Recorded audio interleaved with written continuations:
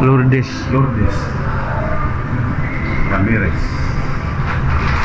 Kaya karong adlaw mo iyang sa ulugan sa kadlong matawhan.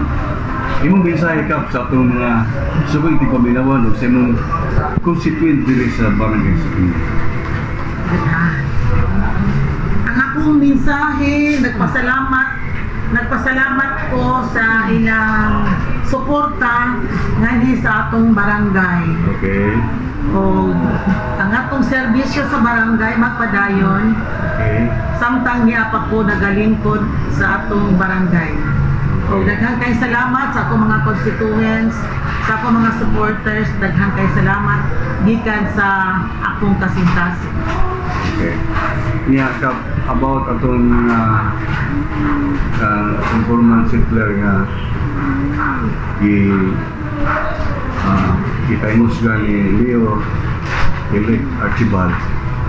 Unsa na may update atong mga sa Siras? So far, si Mayor Archibald sa iyang pagka-mayor karon termino niya, nakita nako ang iyang kaayo sa ato mga informal settlers. In fact, makita man yun ninyo ang iyang gibuhat everyday na naglakaw-lakaw siya sa ato mga kadalanan. O naghatag ani siya mga pagkaon, no? So ato lang huwaton kung unsay outcome kay naamad jud na siya giplano para nila. Dili man na madali po, di man na mahimo nga pagdali ang yang unsay angay niyang buhaton. Basta si Mayor Archibald maayo niya pagkadala ang atong syudad karon. Gusto siya o kanang limpyo. Ayang priority ni Mayor Archibald, limpyo ang atong syudad. Okay. Mayo kay nakaununa si Mayor sa pati anak ko. Mo pa yung naunahon ka. Kaya yung kapitan, why flood control project rin? Ay, wala yung big flood control project ini sa atong barangay. Swerte unta ko doon na tayo flood control project, no? Aron kanyang baha na to dinhi minus-minusan, makontrol. Pero wala man ta, kanya itong barangay, man. Di man para sa Manila. Walay Gibobo? bobo ayuda si Kuan. Isa man ang congressman diri sa north naman nilo. Oo, kanya ang congressman diri sa north, si Kuan, Congressman Delmar. Oo. So wala siya ginahatag na pag-control project sa imong barangay? Wala pa man as of now. Sa una doon ay gisurvey kay naay ibutang budget ang DPWH gikan ni Congressman Delmar, I think 5 million something. Gisurvey naman na siya last year.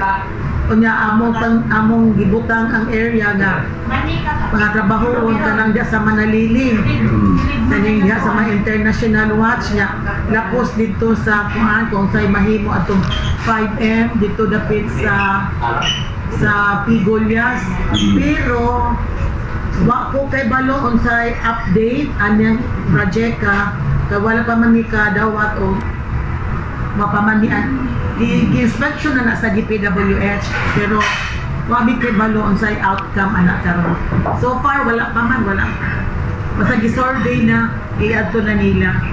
Unsa na yung mga area na tagpog sa pa diri sa imong barangay?